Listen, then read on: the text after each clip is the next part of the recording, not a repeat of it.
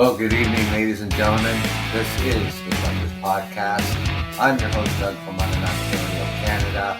This is Sunday, October the 31st at 8:30 p.m. where we'll be talking about society issues. What is homelessness?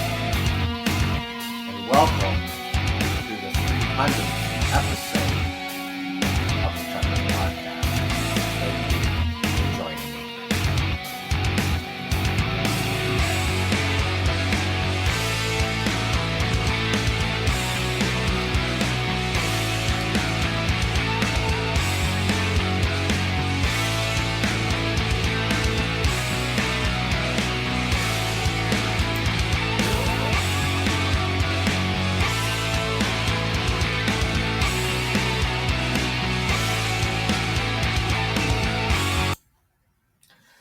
Well, good evening, ladies and gentlemen. Welcome to the Truckers Podcast. Happy Halloween to everybody out there. For those who enjoy this time of year, this very night, with all the ghosts and goblins running around trick-or-treating. If you had a Halloween party last night, I hope it was safe. I hope you had fun. Now, I know I talked about this topic before, but this topic about homelessness is a very hot topic. And with homelessness, it's something that it's not going to disappear overnight, and it's going to take a lot of time, and it's going to take a lot of work with the people who are involved with the homeless, the agencies, and all the supports out there trying to help. Now, hopelessness and homelessness and things like that, go together. Thank you for joining me this evening. I am your host, Doug from London, Ontario, Canada. Thank you for coming out here on the Truckers Podcast. I have talked about the homelessness before on my show. I think it's a really important discussion. It's a hot topic. And like I said just before you came on my show here, is that, it's something that is not going to go away on its own. It's not going to happen overnight. And it's going to take time, to address all the issues, because every individual and families or whatever is different. So defining homelessness, and according to the Canadian definition of homelessness, is the situation of an individual, family, or community without stable, safe, permanent, appropriate housing, or the immediate prospect means of ability of acquiring it. And it's also important to note that this definition does not fully encompass every experience of homelessness. There are different groups of people who are affected differently, and every individual's experience is unique. Homelessness is not strictly an issue of housing stability. These differences are important when considering methods of addressing homelessness, and one strategy does not apply for every community.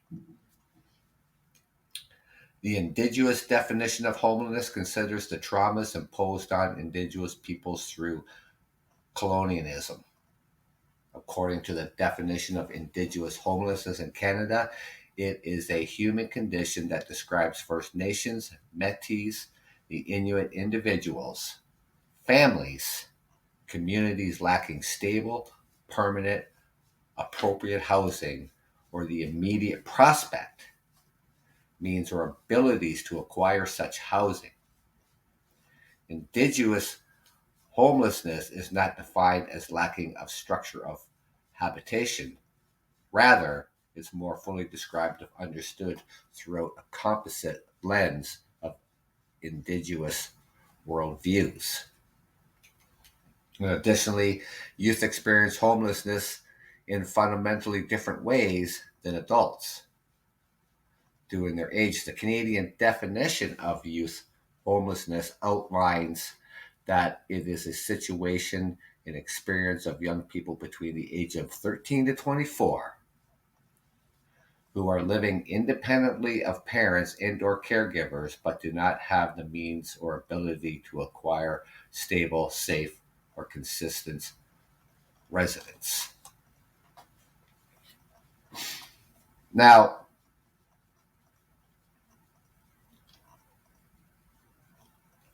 they get into the causes of homelessness. Now, what do you see? You're driving about doing your business in your city, town, village, wherever you are, going to do your shopping or whatever you got to do, even going to work. And you see people on the streets and they're homeless. What do you say to yourself? How do you define those individuals that you see who are homeless?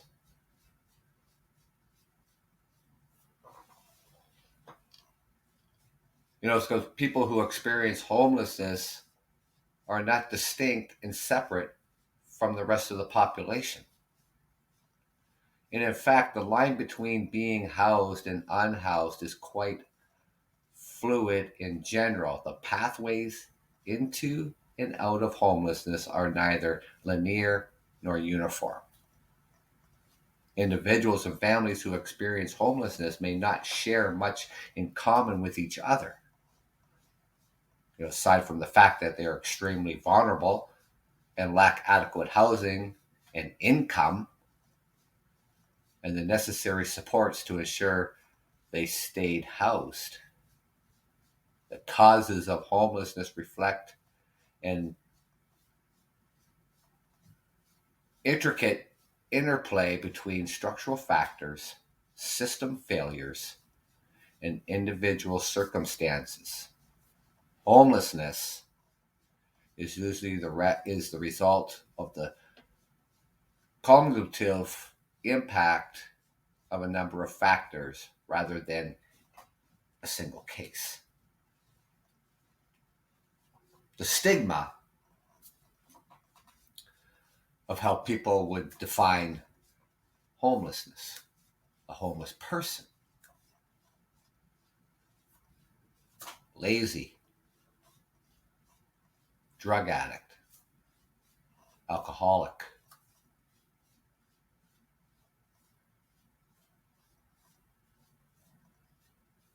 mental illness. They can and they do play a factor.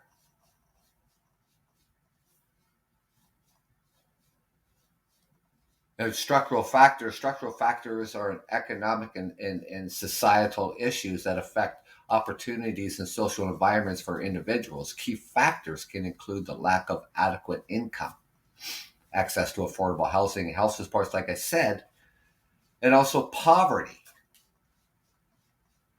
Homelessness and poverty are linked. People who are impoverished are frequently unable to pay for necessities such as housing, food, childcare, healthcare, education. Poverty can mean a person is one's illness, one accident, or one paycheck away from living on the streets.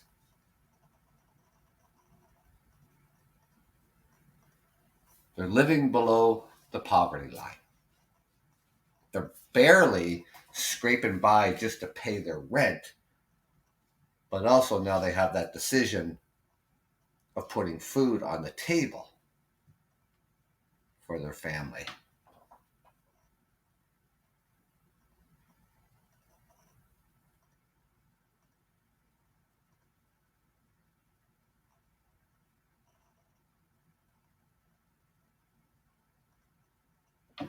Are you saying like, you know, outside of Pittsburgh and people fake this, but I know where they are and I will help them? How do you know they're faking it? I mean, that's, people from, walks of life. I mean, when the person's on the street doesn't necessarily mean that they're faking it. I mean, I see people standing on the corners or standing in the media in the intersection holding up a sign, you know, um, homeless, hungry, can you please help? Well, how do you tell they're faking it? I don't know if they're faking it or not. Who knows? That's a stigma.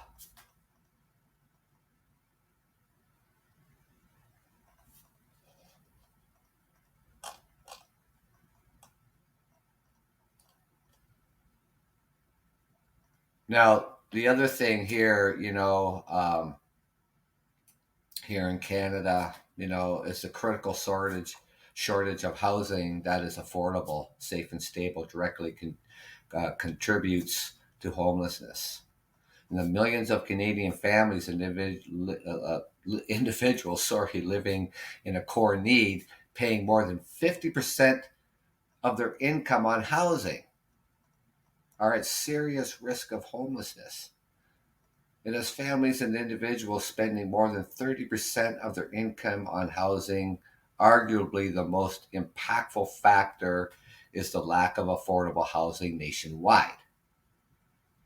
And however, discrimination can impede access to employment, housing, justice, and helpful services. Racial and sexual minorities are at a greater risk of such discrimination. Now, when it comes to system failures, I mean, God, I mean, here in Canada, I mean, we have failed. My opinion is that we have failed at all levels. I mean, we allowed this to go from, possibly just being a problem. It's a crisis. Here in the city of London, where I reside, the homelessness situation here in the city is a crisis. Back before the election, when individuals were running for mayor of the city, and saying yes, we're gonna tackle this situation, we're gonna tackle this homelessness problem that we have here in the city, because it is now a crisis. From homeless shelters to other supports out there, um, the soup kitchens and things like that, is that it's like almost like as the government at the municipal level, the provincial and federal, is like, oh, the homeless shelters, they're taking care of them, they got control of the situation, and here we are, you know decades into this and not addressing the situation, just leaving it in the hands of the shelters and other supports out there. And it's just a revolving door.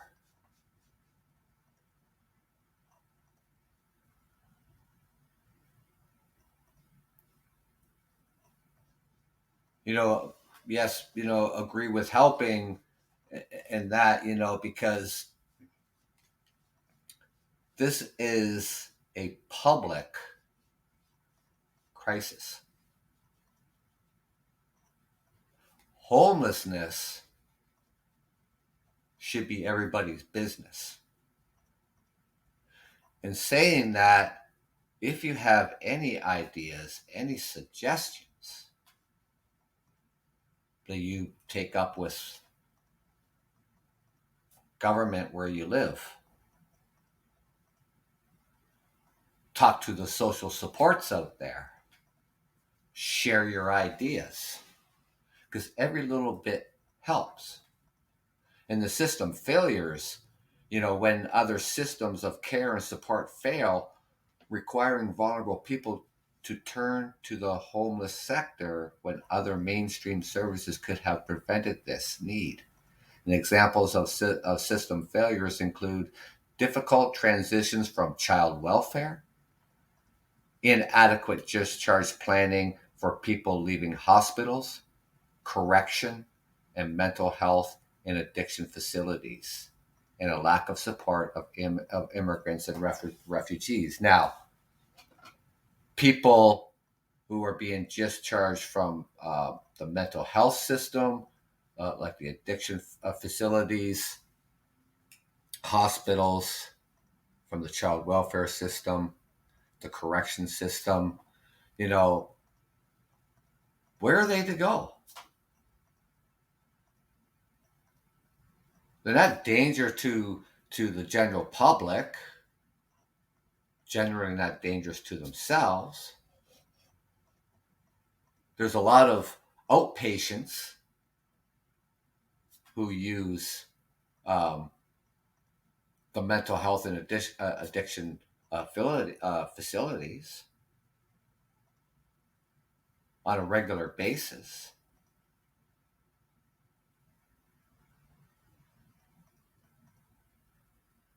And you think over time that they would have done something.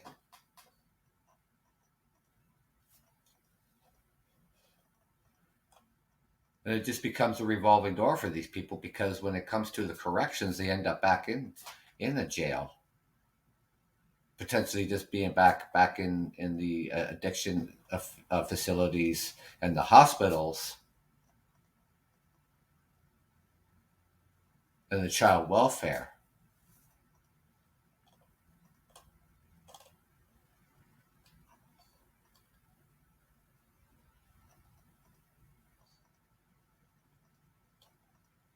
Now, personal circumstances and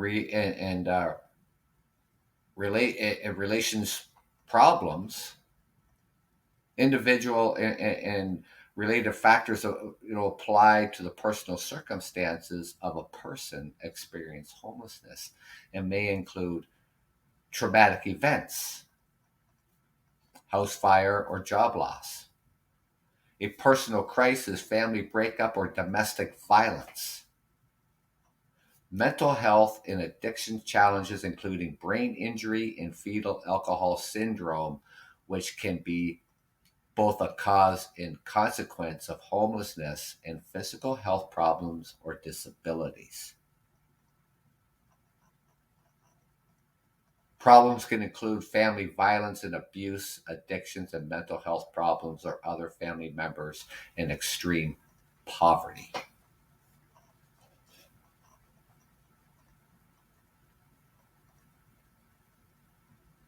As far as I'm concerned, when it comes to poverty in this country here in Canada, and it's like that, it's just absolutely ridiculous. It's shameful. It shouldn't be happening.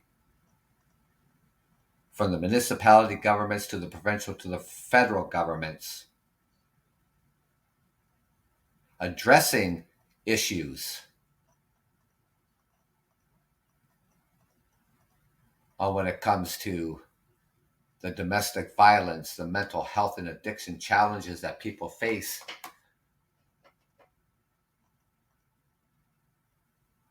It wasn't until about Oh, it's got to be around 84, 85 is when the government finally turned around and said that it is a criminal offense for domestic violence.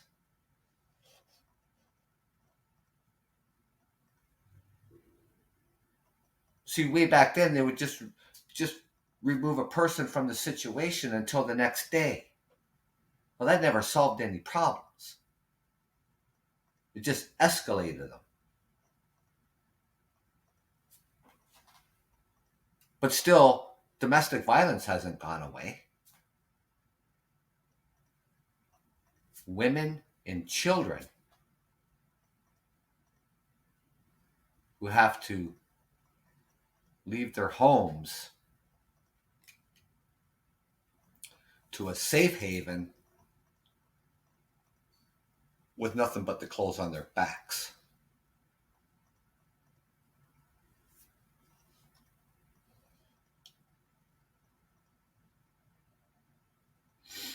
Now, when it comes to the domestic violence, there's an undeniable connection between domestic violence and homelessness, family violence, estimated to affect 237 victims per 100,000 people. This is Statistics Canada 2016. And it's probably a little higher now that this is 2021. Can force individuals and families to leave their homes suddenly without proper supports in place. This is particularly an issue for youth and women, especially those with children, like I was saying. Women who experience violence or have lived in poverty are often forced to choose between abusive relationships and homelessness.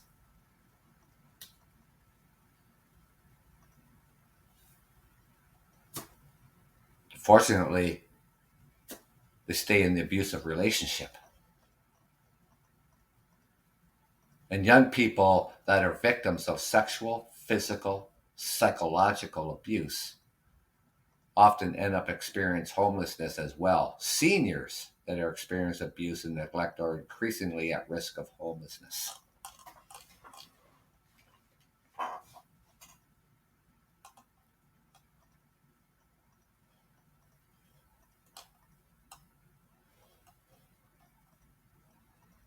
You know,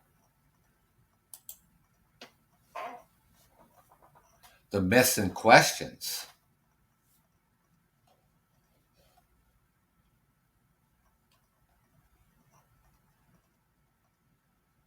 You know, when it comes to myths and stereotypes that people believe about homelessness, this misinformation is problematic, as it further contributes to the stigmatization of a population that is already marginalized in order to appropriately tackle the issues of homelessness.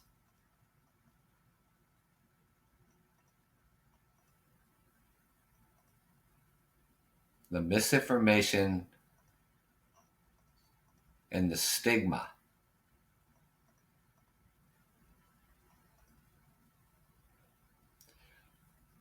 Here's a myth: people choose to be homeless. Fact is, a variety of different factors can to contribute to an individual's experience of homelessness. Often people experience homelessness when all other options have been exhausted, and or they are dealing with circumstances that make it difficult to maintain housing. Some of the obstacles that may lead to people to their experience of homelessness include eviction, the affordable housing crisis, coping with mental illness or addictions, which makes it difficult to maintain independent housing. Another myth: people experience homelessness are lazy. This is what things what people come up with, ladies and gentlemen, about homelessness. This misinformation. The fact, in order to survive, many people who experience homelessness are constantly in search for the necessities of life, such as food, shelter, and a source of income. Therefore, due to the barriers that they face, many people experience homelessness do not have the option of being stagnant or lazy. For example, searching for a job becomes even more challenging when an individual does not have access to a phone, computer, or fixed address on a regular basis. Another myth: all people who experience homelessness are addicts. Many people who experience homelessness do not struggle with substance abuse problems or addictions. Just like in the general population, only a percentage of those who experience homelessness deal with addictions. People experiencing homelessness maybe deal with other issues related to their experience of homelessness, including trauma and mental illness. So this myth about people are just on the streets because they're addicts is not the case.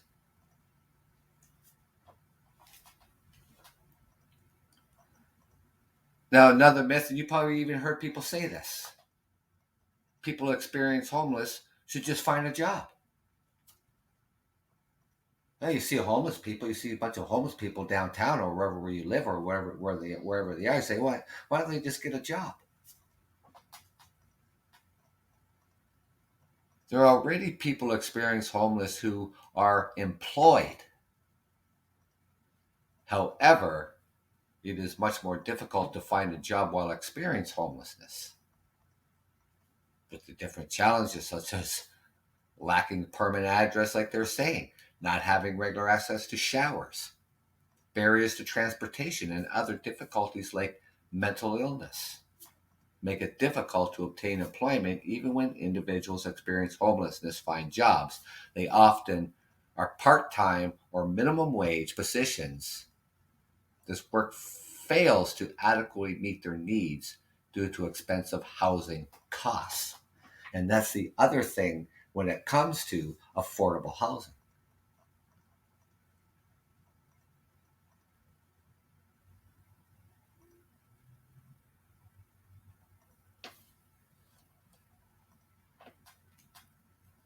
We're trying to do, here in the city of London, we have something like 5 or 6 different projects going on, um, building affordable units for people. Um, Last winter here in the city, they had a pilot project. They had trailers. They were set up not far off the beaten path of the social services, and so people still had access to services. They had trailers set up to get people off the street. They also had services available on those sites, and they're trying it again this year, but they are going to try it on city-owned golf courses. How that was going to work out, I don't know, because they are far away from services that they also need. But again, they're going to have um, individuals there to provide, some of the services that they need. So it's a pilot project, but it's something, it can't be on a continuous basis, because eventually, they want to be housed. So like I said, we got like 5 different projects going on the city of building some affordable housing. Another myth about homelessness: there are plenty of adequate services and supports to help those experience homelessness.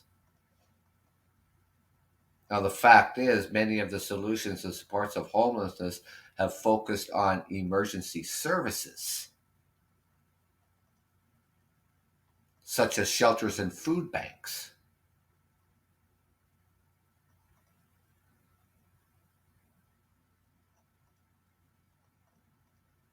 you're more than welcome to call in. I've had a couple people had tried to call in, and um,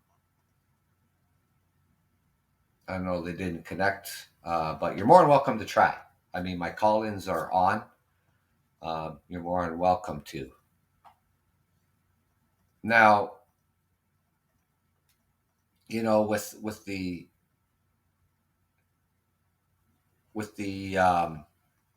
such as shelters and the food banks for individuals who are trying to escape a cycle of poverty and homelessness, emergency service alone are not adequate. There is a need to focus on the larger system.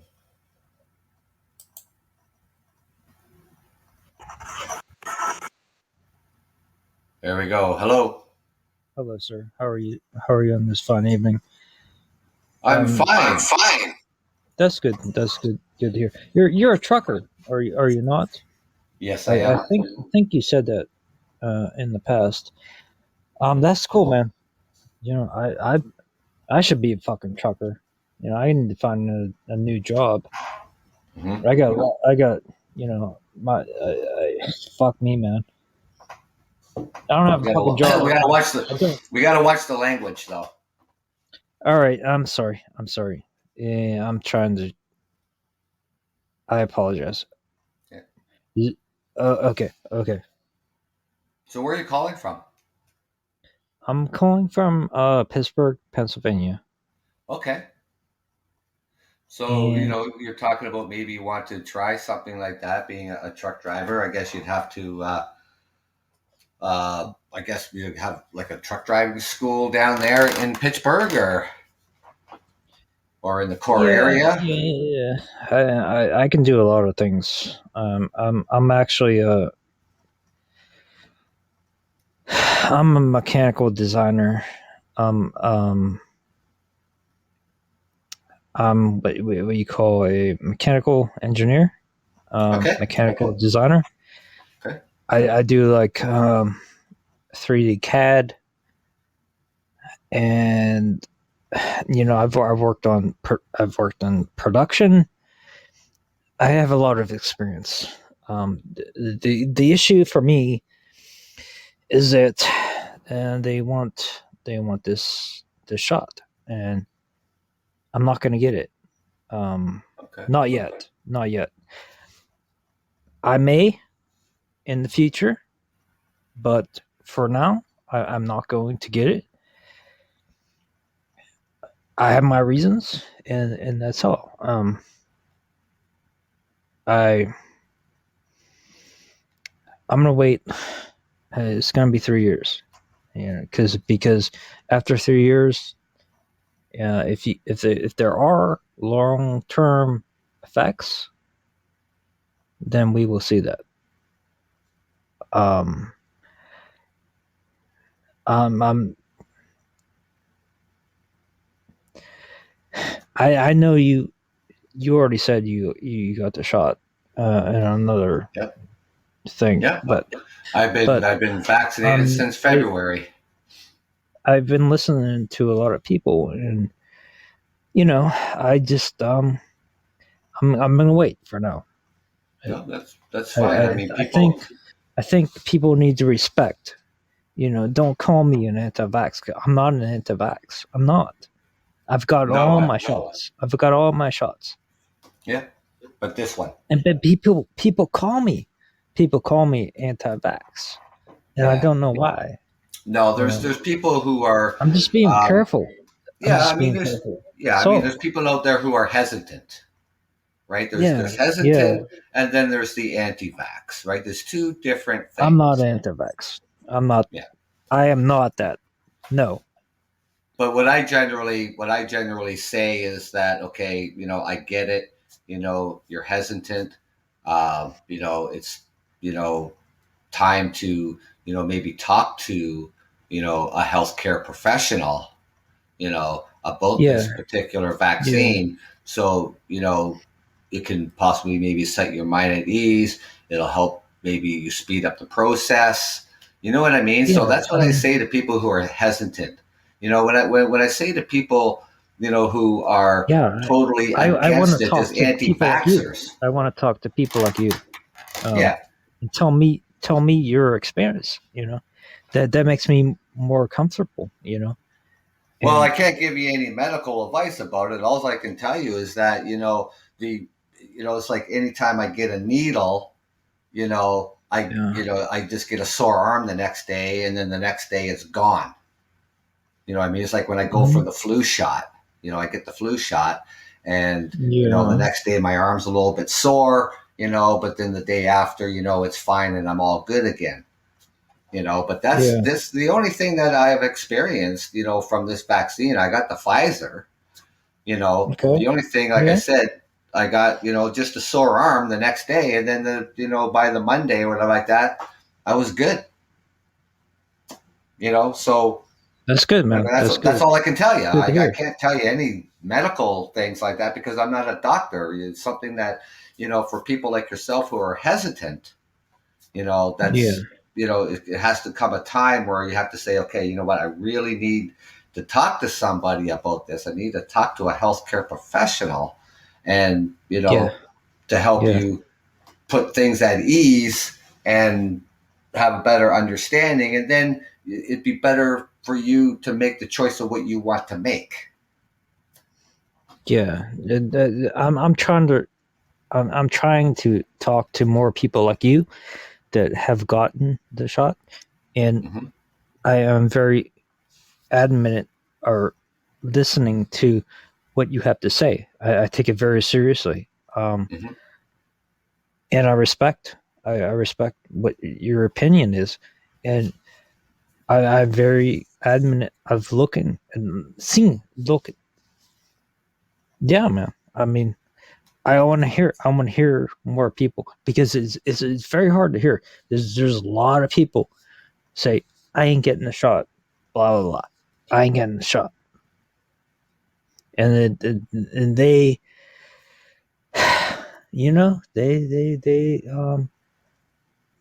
they, they say all these things, and there's a lot of conspiracy things out there, and Well, there's a lot of misinformation out there, and misinformation. But and that's, I want to hear from people like you. I well, want to hear from you. You know what I'm saying? I mean, you have to use your judgment, right? And you have to use your Yeah, judgment, and you got to use your common sense, when you hear misinformation, and the source where it's coming from and what that misinformation is, you know, yeah, and you look around, millions and millions and millions of Americans have been vaccinated. It's like correct. something like Yeah, 55 to almost 60% of your country has been yeah, vaccinated, yeah, right?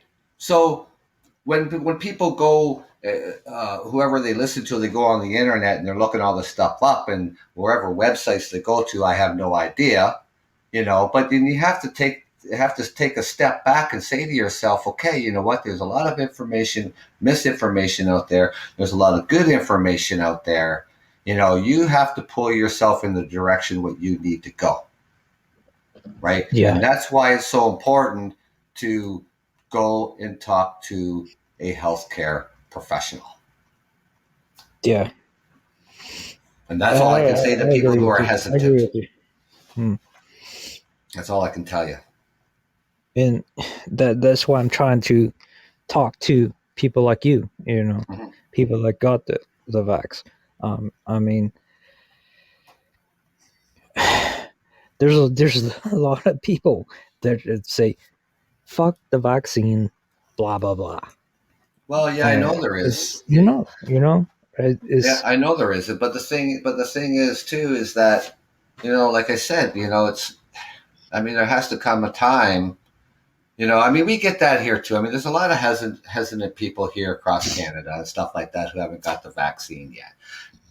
And then of course there's the anti-vaxxers, and you see who the anti-vaxxers are, and you also see yeah, who the people who yeah, are hesitant, right? So you can decipher the difference. The person isn't an anti-vaxxer. They're like yourself, who are unsure.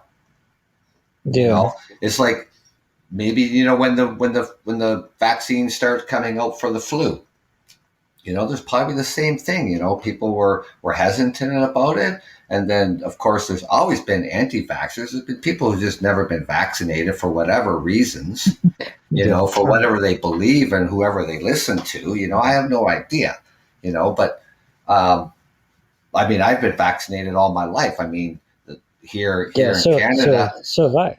yeah, I mean, here in Canada, be able to go to school, you had to have certain vaccines in order to attend school. Yeah, So I don't know what people. I don't understand. The anti-vaxxers um, philosophies or anything like that. Um, I try to do my homework. And I look at things differently than a lot of people do, and and I use my best judgment for myself. So yeah, myself comes first.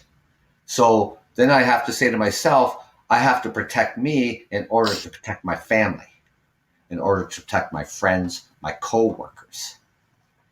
yeah, Right? It starts with you. yeah. So, I mean, that's all I can say. I mean, I have not experienced any other side effects from this vaccine, and I've been fully vaccinated since last February, and this is Okay. October, right? And like I said, when I got the needle, the next day my arm was a little sore, just like anytime I get a needle, my Yeah. arm gets a little sore, and that's it. Nothing else. Okay. I mean, I I I don't know. It was good talking to you. I Yes, take thank your you for advice joining. very seriously, and Thank you. I am going to um, Talk to a healthcare professional, talk to other people um, and talk to regarding somebody this. who knows. And but I respect your opinion. You know, I do. Okay, thank you. I bless you, man. I bless you because you know I gotta get another fucking job. Um, I'm sorry, but I lost my job. Mm. Yeah. And you know I'm gonna have to get this shot. You know, okay, whatever. Yeah, I mean, when it comes to vaccine mandates, Yeah, here in the province of Ontario, and other provinces across Canada too, are mandating these vaccine policies that even to yeah, dine in a restaurant, you have to be fully vaccinated and you have to have that proof yeah, to go to movie theaters, to go to the gyms, to go to yeah, bingo halls, to go to casinos, go to the sporting events. Here in Canada, you have to be fully vaccinated and you have to have the proof, or you're not getting yeah, into any of these venues. And that's the way it is in a lot of companies, even when it comes to the healthcare system. Doctors, nurses alike, PSWs, people who work in retirement homes and nursing homes, all have to be vaccinated or lose your job. yes, And that's the way society is headed right now. So people need to make a choice. People who are hesitant, like yourself, and the people who are anti vaxxers, I mean, you're I'm simply not just an not going to get. anti. No, I'm not. You said you're not, and I believe that you're not. But for these anti-vaxxers out there, you cannot go to It's sporting be events. funny, man. Right, and right now, here across Canada, anybody who wants to get on a plane just to fly out to British Columbia, Yeah, you have to yeah. be vaccinated. Plane ticket, man. Plane, Fuck. plane, Jesus train, Christ. everything. Yo, my fucking brother lives in fucking Florida. I gotta say to watch the I can't language. visit him. I cannot visit him. Not now because I don't have the shot. You Yeah. know, I want to I mean, visit him. I want to visit him right now. You know, I yeah. can't. I can't. It's fucking depressing. Now, is it I'm like sorry. You is know, is it the same? it's Is it the fucked up. same thing? Is it the same thing with flying? throughout the United States, you have to show that you're vaccinated for domestic Yeah, flights yeah. in the States. Is that what it is in the United States? You You have have to to. be You vaccinated to cannot be on a fly. You plane or a cannot train. fly unless you have to fully vaxxed. That's You gotta across get the two country, shots, and then you can fly. I okay, cannot fly to fucking Florida right now. I can't. right? I cannot. My Yeah, my fucking bro is in fucking Florida, right? yeah. No, He I get can't that, fly but up again, here. I got to ask I you can't to fly watch the there. language. 100% motherfucking goddamn juice. We ain't zero Yeah, what? No. no, no. I get it, but I'm I have to sorry. I'm again. sorry for my language. I'm sorry for my Yeah, but language. because I'm I, sorry. I'm sorry. I I'm have to sorry. put this show out. You know what I mean? But yeah, man. I mean, Again, I have to apologize to it's the other guests crazy. on the show here. It's crazy, man. I don't know what to tell you. I You know know, it's tough. It's tough for a lot of people, and it's. I Um, wish. What am I gonna do? To drive 3,000 miles down to Florida? yeah, Hmm? it's a long From ways. Pittsburgh? Yeah, it's a Okay. long ways. It's gonna I take you a don't know what couple of to days. I tell don't know you, what's gonna man. take you from I don't Pittsburgh. know A what couple to of tell. days I anyway. don't know what to tell you, man. Ah, shit, man. Well, it's a decision that you have I gotta jump on the to come to. plane. I could jump in the fucking plane. It's just I don't know what to tell you. Yeah, I bless you, man. I bless yeah, you, and I bless my bro and me and everybody. Everybody yeah. on Puppy. Everybody Well, on Puppy. I wish you I the don't best care. of luck. I don't care. I don't care. I bless you. Yeah, I wish you the best of luck in that. So Yeah, it's getting to the point. It's getting to the point where we oh my god. It's like we all got to get a place together, man. We all got to get a place together. Um, maybe I go to Florida. My bro's in Florida. He live with a girl. Okay, so my parents' house. My parents. Maybe I sell this fucking house. We go to fucking Florida. Maybe yeah, maybe I need to go to Florida. Maybe I need to go to Florida. You know, that's something it's that a you have to serious think about, fucking. right? I am fucking seriously thinking about it. I need to go to Florida. I Well, it's something that you're going don't to know have what to to tell think you. about. Yeah, well, it's I something don't that know you're what going to to have tell to you. think about. Is some decisions that you're going to have to decide on. Decisions that you're going to have to make eventually. Yes, So, but yes. I know. in the time being, I'm going to take a break for a couple minutes. All right, So that's cool. That's cool, man. That's cool. people on the show here, you can just sit back, relax, get out, chill, get a drink or something like that, and I'll be right back.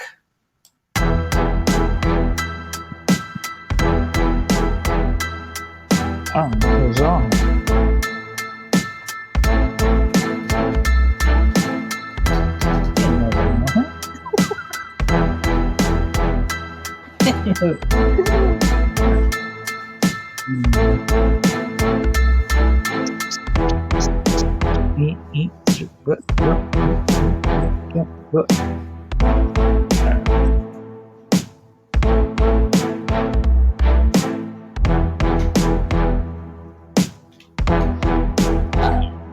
I don't know. I'm just saying. I'm just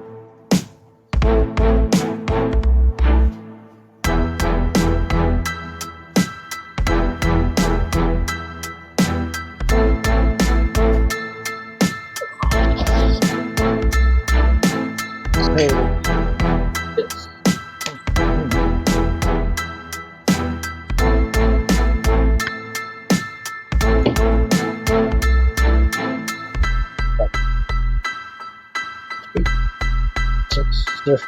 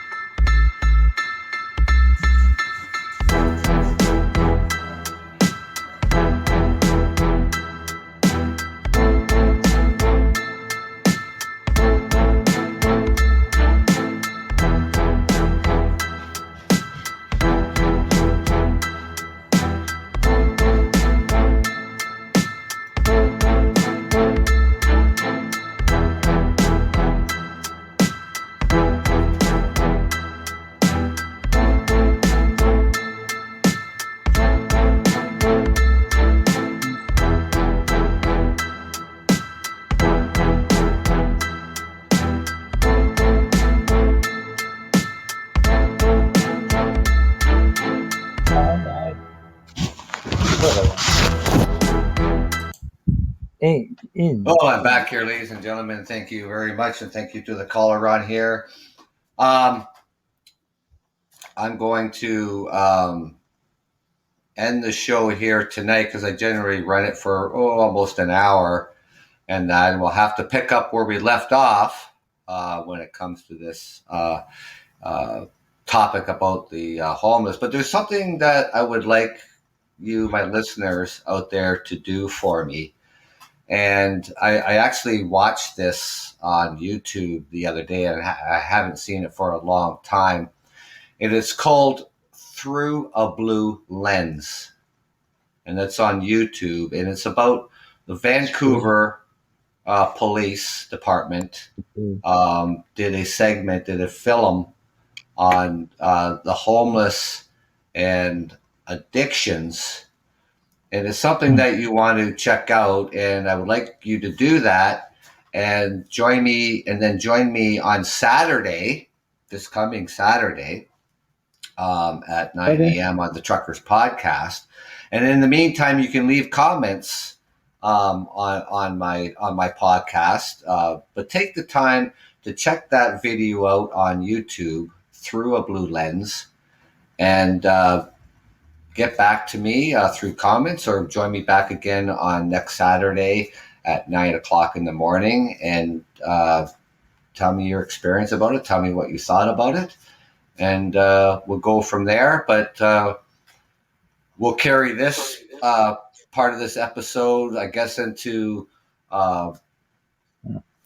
episode 2 of the homelessness issues here across Canada, and that. So thank you, ladies and gentlemen, for joining me this evening. I am your host, Doug from London, Ontario, Canada. Enjoy the rest of your evening, ladies and gentlemen. Enjoy your week. 100%. Take care and be safe. Thank you. Sorry. Have a good night, ladies and gentlemen. Bless you, man. Bless. Take care. Bless. Thank you for calling in.